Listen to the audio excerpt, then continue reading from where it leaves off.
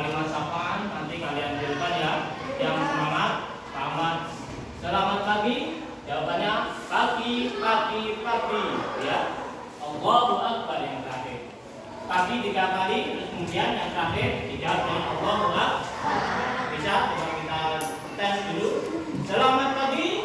Pagi, pagi, pagi. Allahu Akbar. Namanya sambil mengetahui ini biar semangat. Ulangi lagi. Selamat pagi. Pagi, pagi, pagi. Allahu Akbar. Oke, terima kasih. Untuk pagi hari ini kelas sampai semua masuk semua ya. Ada yang merasa sakit? Tidak. Oke. Untuk pagi ini mohon izinkan Pak Ahmad untuk mensosialisasikan tentang apa ini? Babnya kegiatan reproduksi dan pencegahan adiksi. Nanti materinya insya Allah saya putar di YouTube. Nanti kalian mencatat poin-poin yang penting. Oke? Saya mau mengulas sedikit apa itu alat reproduksi. Kalian juga mestinya sudah mengerti sedikit ya. Saya mau kasih buka pengetahuan kalian sedikit. Alat reproduksi apa anak-anak? Ada yang tahu? Hah? Ya. Ada yang tahu? Ya, alat reproduksi itu adalah alat untuk meneruskan keturunan. Tanpa adanya alat reproduksi kamu tidak akan terlahir ya. Alat untuk meneruskan keturunan. Alat reproduksi itu ada 2. Untuk lebih jelasnya apa itu alat reproduksi dan bagaimana cara menjaganya dan manfaatnya apa nanti dilihat di sini. Oke, ini saya jelaskan. Kalian amati, kalian catat. Nanti kesimpulannya saya minta kalian maju ke depan 1 atau 2 anak untuk memaparkan atau hasil dari rangkuman kalian. Oke, silakan dilihat. Halo teman-teman, tahukah kamu apa itu kesehatan reproduksi? Kesehatan reproduksi erat kaitannya dengan pubertas. Untuk menambah pengetahuan kalian, yuk kalian lebih jauh tentang kesehatan reproduksi. Kalian tahu nggak tentang pubertas atau yang sering kalian dengar dengan kata puber? Puber adalah masa peralihan dari anak-anak menuju ke dewasa. Ketika puber, kamu mengalami perubahan-perubahan seperti pada laki-laki, otot-otot akan mulai tumbuh membesar. Lalu akan tumbuh rambut di ketiak, sekitar kelamin, kumis, dan dagu. Penis dan buah zakar juga akan membesar. Tidak jarang kalian akan timbul jerawat, serta kalian akan mengalami mimpi basah. Pada anak perempuan, pinggul akan mulai melebar, mulai tumbuh rambut di ketiak. Sudah tahu kan tanda-tanda kamu akan mulai puber? Salah satunya tadi adalah timbul jerawat. Jerawat bisa timbul karena terjadi perubahan hormonal dan infeksi pada pori-pori kulit. Namun, kamu tidak perlu khawatir karena bisa diatasi dengan menjaga kesehatan kulit wajah dan bagian tubuh lainnya. Jerawat dapat diatasi dengan mencuci muka, minum air putih, makan buah dan sayur, serta kurangi makan makanan yang berlemak seperti coklat, es krim, gorengan, kacang-kacangan, dan lain-lain. Jika jerawat tumbuh di wajahmu, jangan memencetnya karena hanya akan menjadikan luka dan bisa timbul infeksi. Tanda puber yang kedua adalah mimpi basah untuk laki-laki. Apa sih mimpi basah itu? Mimpi basah adalah peristiwa alami yang dialami oleh semua laki-laki. Biasanya dimulai saat usia 10-15 tahun, yaitu keluarnya sperma saat tidur disertai dengan mimpi. Hal ini normal terjadi pada setiap laki-laki. Kalau di antara kalian sudah mimpi basah, berarti kalian sudah remaja ya. Jadi, 1 kali saja melakukan hubungan seksual bisa mengakibatkan kehamilan pada perempuan. Maka sebaiknya berhati-hatilah ketika kalian berkawan dengan lawan jenis. Nah, jika pada laki-laki mengalami mimpi basah, pada perempuan akan mengalami menstruasi atau haid. Haid adalah proses alami yang dialami oleh setiap perempuan. Biasanya dimulai saat usia 11 sampai 15 tahun. yaitu keluarnya darah akibat tumbuhnya lapisan dinding rahim melalui alat kelamin atau vagina yang terjadi setiap bulan karena perubahan hormon yang terjadi dalam tubuh perempuan. Haid atau menstruasi pertama disebut dengan menarche. Kalian tidak lupakan peristiwa penting itu. Kenapa penting? Karena mulai saat itulah alat reproduksi kalian sudah berfungsi. Artinya, satu kali saja melakukan hubungan seksual, kalian bisa hamil. Teman-teman belum siap kan untuk menerima risikonya? Jadi, jangan coba-coba ya. Lamanya menstruasi biasanya berkisar 5-7 hari dan siklusnya berkisar 21 hingga 35 hari. Selama menstruasi, selalu jaga kebersihan vagina ya, dengan cara segera ganti pembalut bila sudah basah dan minum tablet tambah darah 1 kali sehari selama menstruasi dan 1 tablet per minggu saat tidak menstruasi. Pada sebagian perempuan, menstruasi disertai dengan rasa nyeri yang disebut nyeri haid atau dysmenorrhea. Nah, kali ini pesan buat kalian yang sedang menstruasi. Yang pertama, ganti pembalut maksimal 4 jam sekali. Yang kedua, kalau kamu merasa nyeri saat menstruasi, coba kompres dengan air hangat di perut bagian bawah. Kalau tidak berkurang rasa nyerinya, segera periksakan ke dokter atau ke puskesmas. Yang ketiga, selama menstruasi, sebaiknya kalian menambahkan makanan yang bergizi seperti susu, buah, hati, ikan, daging, dan lain-lain, serta memperbanyak minum air putih. Untuk kalian, baik laki-laki atau sampai di sini sudah. Dan anak putra itu transisinya tanda-tandanya apa saja tadi? Ada yang tahu? Kalau anak laki-laki sudah mulai remaja tadi tandanya apa? Tumbuhnya darah bawah semua putra atau putri itu sah. Nah, anak laki-laki apa lagi? Tumbuhnya apa?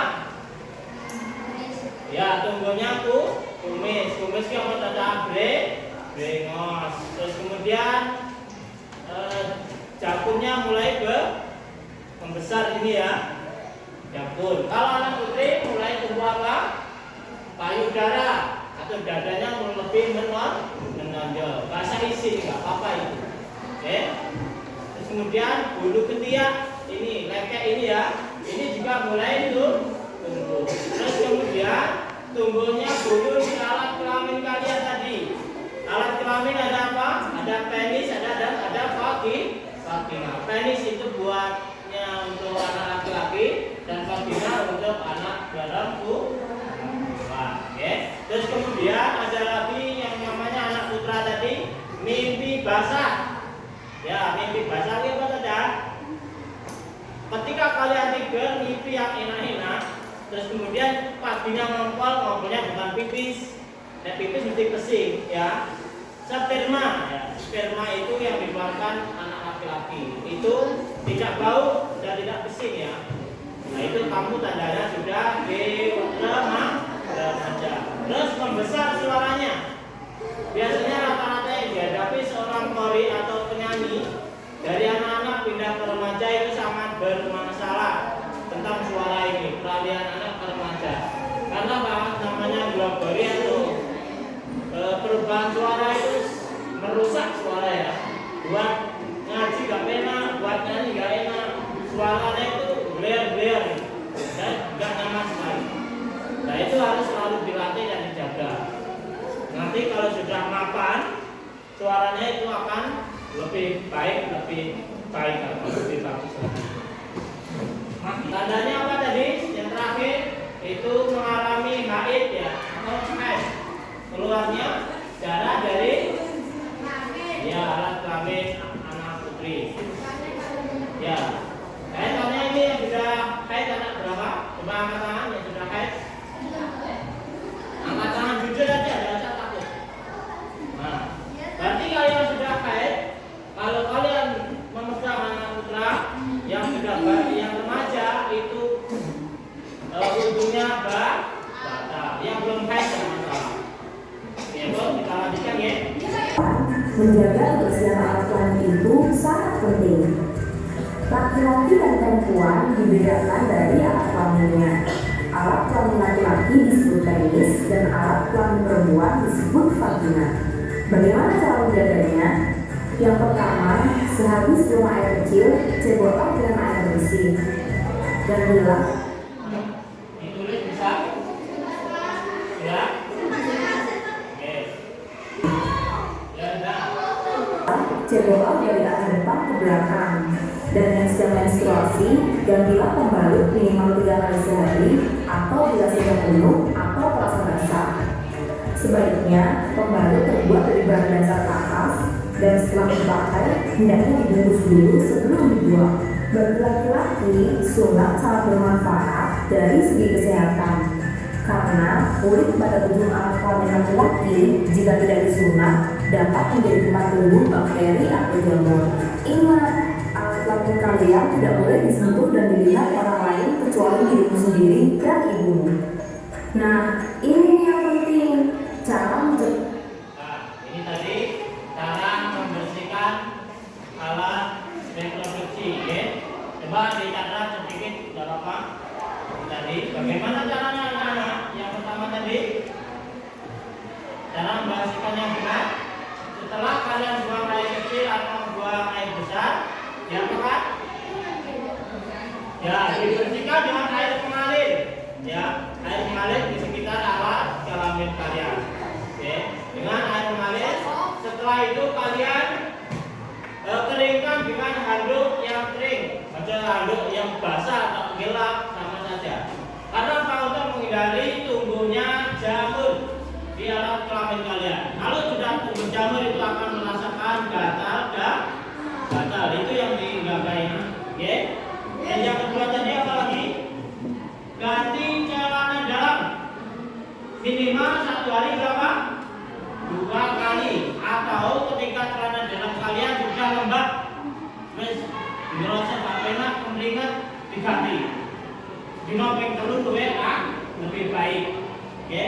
Berikutnya, handuk setelah kalian gunakan harus dijemur atau dicuci lagi, paling dikeringkan lagi. Oke. Kemudian itu tadi yang terakhir, alat kelamin kalian tidak boleh disentuh oleh orang lain, hanya boleh kamu sendiri. Atau dokter itu harus didampingi orang tua karena ada keperluan khusus. Nek orang gak oleh, nek dokter gantungan ya bahaya dari tujuan tadi ya. Yang penting itu adalah untuk kalian sendiri. Baik, sudah paham ya? Berikutnya cara mencegah pelecehan seksual atau kekerasan seksual. Silakan diperhatikan. Cegah terjadinya pelecehan atau kekerasan seksual. Ingat, tubuhmu adalah milikmu. Tubuhmu adalah sepenuhnya milikmu. Tidak ada satu orang pun yang boleh melihat atau menyentuh anggota tubuhmu yang bersifat pribadi seperti bibir dan area yang tertutup oleh pakaian dalam seperti payudara, alat kelamin, dan bokong. Teriak dan katakan tidak mau apabila ada seseorang yang ingin melihat atau menyentuh di area pribadimu, yaitu area yang tertutup oleh pakaian dalam, misalnya di bagian dada atau payudara, penis atau vagina, dan bokong. Lari dan teriak minta tolong jika ada seseorang yang ingin melihat atau menyentuh area pribadimu. Laporkan pada orang tua atau orang dewasa yang kamu percayai, misal guru, dokter, polisi, dan lain-lain apabila ada seseorang yang ingin melihat atau menyentuh area pribadimu. Beritahu orang tua atau orang dewasa yang kamu percayai apabila ada orang yang selalu memberimu hadiah, memintamu menyimpan rahasia, dan berusaha untuk berduaan saja denganmu. Hal itu tidak boleh dirahasiakan. Berhati-hatilah dengan orang yang tidak dikenal. Tolak hadiah atau ajakan dari orang yang tidak dikenal. Pastikan orang tua atau orang dewasa yang kamu percayai mengambil tindakan untuk membantumu. Simpan nomor telepon orang tua atau orang dewasa yang kamu percayai untuk dihubungi bila dalam keadaan darurat. Ingat, bagian tubuh pribadimu yang tidak boleh disentuh orang lain adalah bibir, payudara, alat kelamin, dan bokong. Nah, itu tadi teman-teman, hal-hal penting yang harus kalian pahami. Jangan sungkan untuk berbicara bercerita, atau bertanya pada orang tua atau orang dewasa yang kamu percaya tentang apa yang ingin kamu ketahui. Jangan lupa untuk menjaga dirimu sendiri dan selalu waspada terhadap orang yang tidak dikenal yang berusaha mendekatimu. Sekian dari kami, semoga bermanfaat untuk kita semua. Nantikan video selanjutnya dari kami ya. Sampai jumpa. Dah. Nah, ini silakan dilihat kecanduan jenis penyebab dan solusi untuk anak remaja. Silakan diperhatikan. Jawabannya silakan. Ketika Anda mendengar seseorang bercanda tentang kecanduan coklat, sayangnya mayoritas kecanduan bukan hal yang main-main. Kecanduan bisa berubah zat seperti narkoba atau alkohol, atau perilaku seperti bermain game video. Jadi, apa perbedaan antara benar-benar menyukai sesuatu dan kecanduan? Perbedaannya terletak pada tiga hal utama: pikiran obsesif, merasa tidak bisa berhenti, dan terus menggunakan atau melakukan zat atau perilaku tersebut meskipun memiliki konsekuensi negatif. Kenalkan, ia sangat menyukai video dan memainkannya setiap hari. Awalnya, ia berhasil mempertahankan nilainya tetapi mulai mengurangi pekerjaan rumahnya. Kemudian, ia mulai bergadang untuk bermain. Hal ini menyebabkan ia kelelahan di sekolah. Ketika orang tuanya mencoba menghentikannya untuk berhenti bermain terlalu banyak, Tony menjadi sangat marah dan tidak seperti dirinya. Ia mulai membolos sekolah. Jadi orang tua Tony menyuruhnya berbicara dengan seorang konselor. Awalnya ia tidak mau, tetapi keadaan perlahan mulai membaik. Tony harus menarik kembali ketika ia mendapatkan keseimbangan kembali dalam hidup dan hidup kembali dengan orang-orang di sekitarnya. Jadi bagaimana seseorang menjadi kecanduan? Mengapa mereka tidak bisa berhenti begitu saja? Terkadang seseorang mulai menggunakan zat atau perilaku tertentu agar bisa diterima.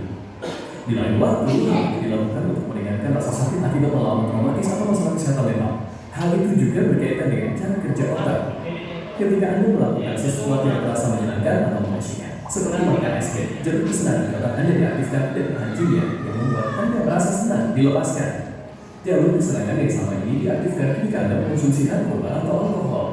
Seiring waktu, jalur di otak Anda terbiasa dengan hal ini dalam hidup Anda yang dapat membuat Anda sangat sulit untuk berhenti. Jika Anda merasa tidak dapat berhenti melakukan sesuatu, Anda tidak sendirian. Dengan bantuan seorang konselor, Anda dapat mulai berupaya agar otak Anda tidak dibaca. Otak Anda memerlukan waktu untuk membuat jalur baru, tetapi Anda dapat kembali ke jalur yang benar dan menemukan kedamaian dalam hidup Anda.